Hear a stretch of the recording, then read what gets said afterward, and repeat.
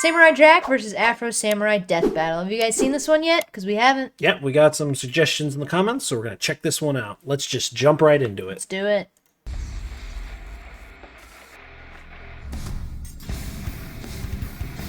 Among the soldiers of history, the samurai is one of the most prestigious and dangerous. So let's pit two of the best of them in a fight to the death.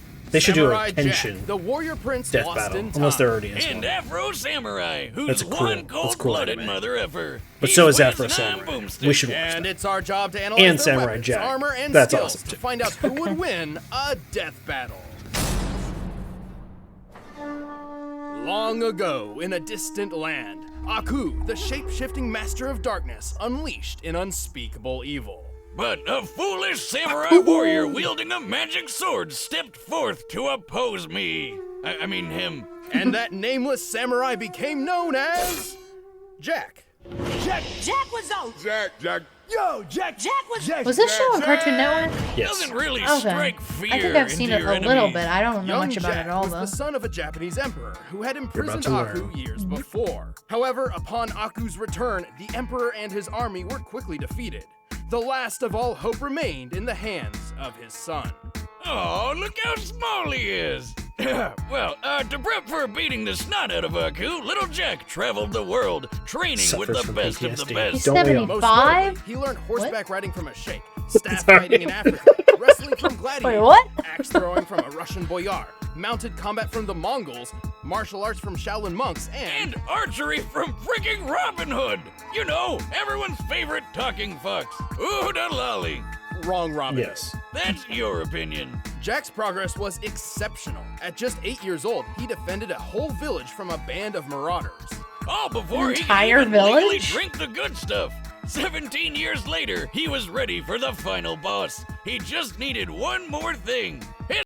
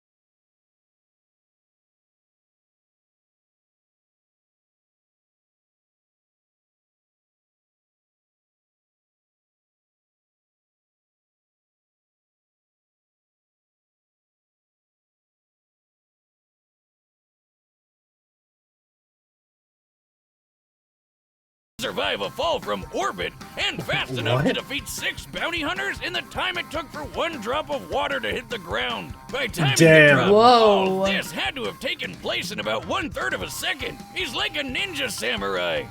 Ninja Mirai. Actually, he is trained in ninjutsu, which probably helped when he was forced to dodge beams of sunlight. For this one in Dude, particular, what? it's clear Jack began dodging after the beam was fired. By examining both Jack and the beam's movement, He's frame by faster than frame, the speed of we've light? concluded his highest reaction speed must be nearly 70% the speed of light. Damn, that's fast. No, he's What can he 70% do? of it. Next thing you'll tell me, he has the power to fly or something. Well, Jack can't fly, but he did learn how to. Jump good. Jump good. Yes, that. By strapping a giant boulder on his back, which compared to his height, we can Wow, determine to weigh what? 39 tons. Jack Damn. What? had to leap high enough to clear these trees. Dude That's levitated. insane. Samurai, these trees are pretty big. Oh my This God, jungle that's has a bunch of these awesome. ugly baboons running around, and if I were a betting man, which I am, I'd say that this is the African rainforest, where the average tree is about 130 feet tall. Tibbs on Jack from my basketball team. Guy's That's got hops. awesome. We haven't even mentioned the time he survived several exploding missiles with his friend, the Scotsman. Why Why does he look so familiar? Well, I like him. With so much talent, it was only a matter of time until Jack found his way home and defeated Aku once and for all. But it took a lot longer than it probably should have. 50 years, in fact. Yeah, good thing time travel makes you stop aging for some reason. But Jack's a good-hearted soul, like a Boy Scout who hasn't discovered Twitter yet. He can be pretty gullible when it comes to more devious opponents. Also, he continues to prolong his lonely journey over and over just because he frequently puts the needs of others before his own. Still, the forces of evil should watch out for Samurai Jack. Watch it.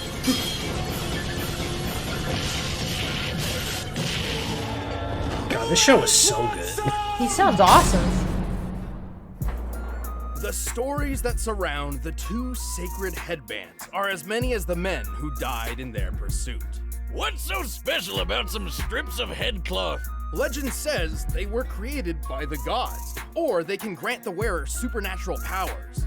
But in truth, the Remember headbands Anime only House? bring pain and loss. It came for the Such was number the 2 case headband. with That's Afro right. Samurai.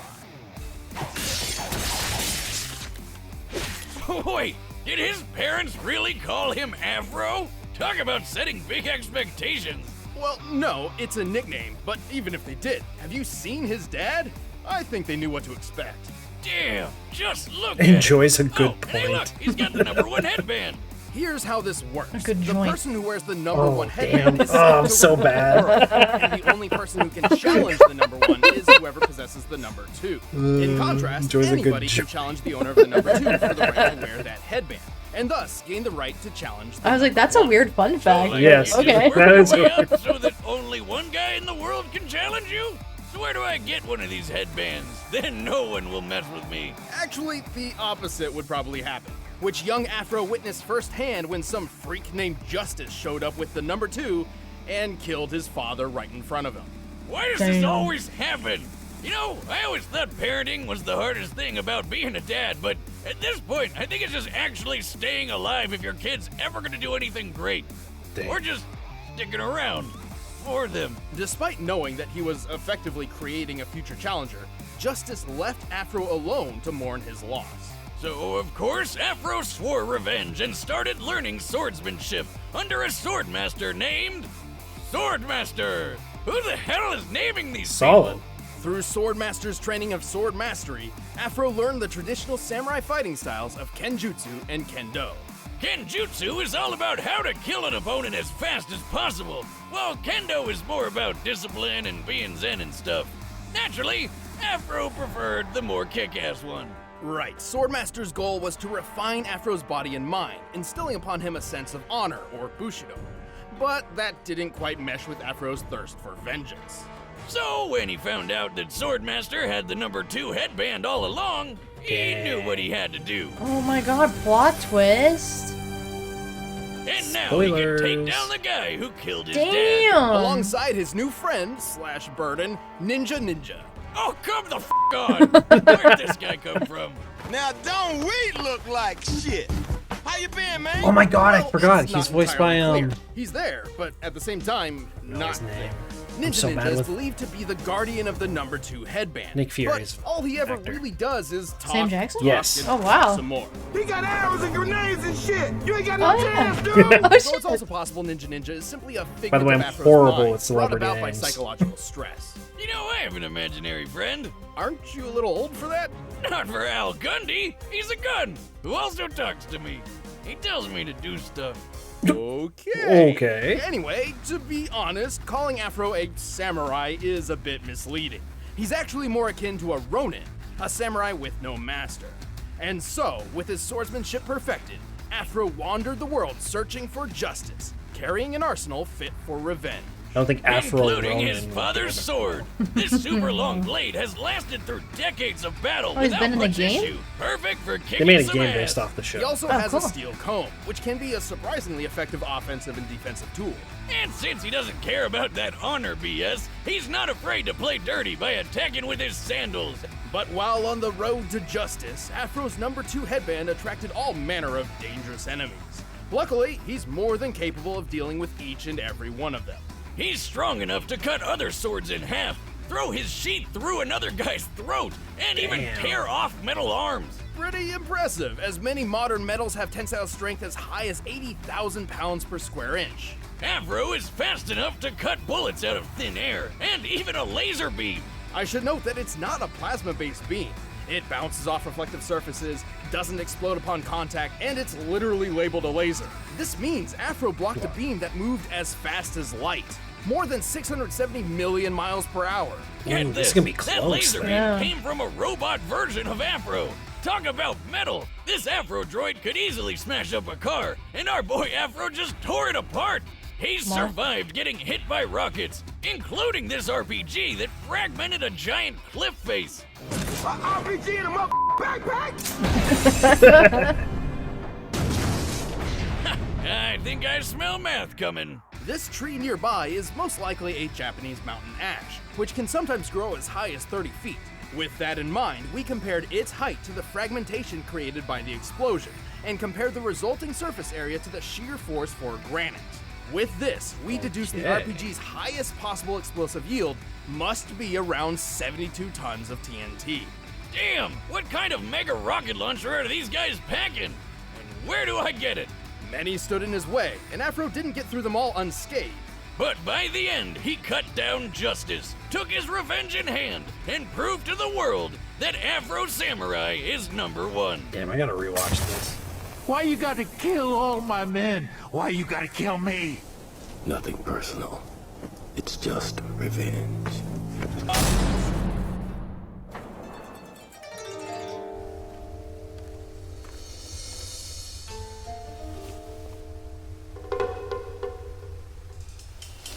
It's cool. This one gets a special animation.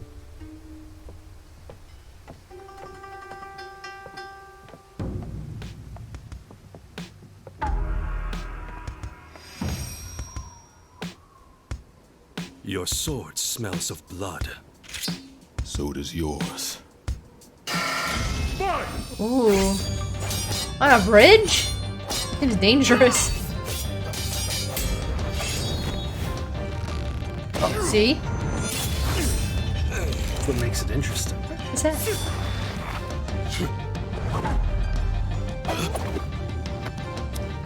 Rude.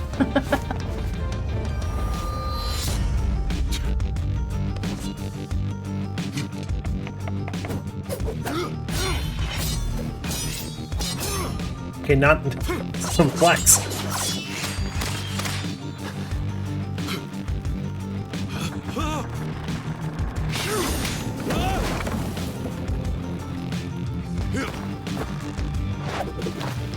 Oh my god. You jump good.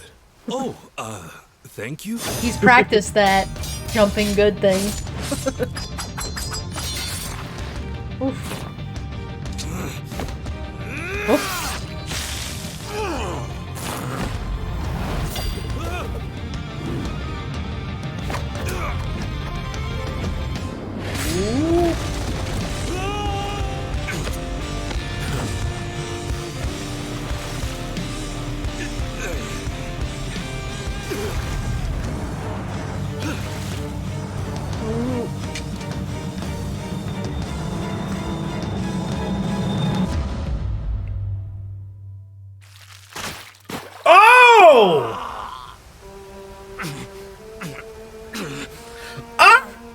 Oh my god! Okay. That was a 2-for-1. It's a good deal. God damn. Solid. That's a good end. KO! So, like, is he gonna get That's his arm kind back? of how I thought it was gonna go. Afro was an exceptional But what made warrior, him and his skills better? would absolutely dominate. I think he was most just a little sword fights. faster, right? However, Jack has had a Large lot of variety of experience skills with upon- opponents who yeah. fight dirty, and Afro could not stand up to his physical superiority. Yeah, Afro never showed strength like how Jack lifted that 39-ton boulder. True. Jack could react as fast as 70% the speed of light. Afro did block that light speed laser beam, but based on the distance between him and the Afro droid, he only needed to react around 21% the speed of light to do this, still putting him at impressive relativistic speeds, but not even half as quick as Jack.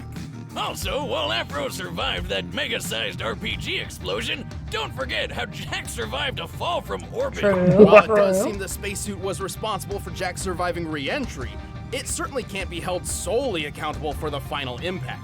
Starting his descent from the Kármán line, or the boundary between Earth's atmosphere and space, Jack covered a distance of 62 miles in just under 7 seconds, moving well over terminal velocity.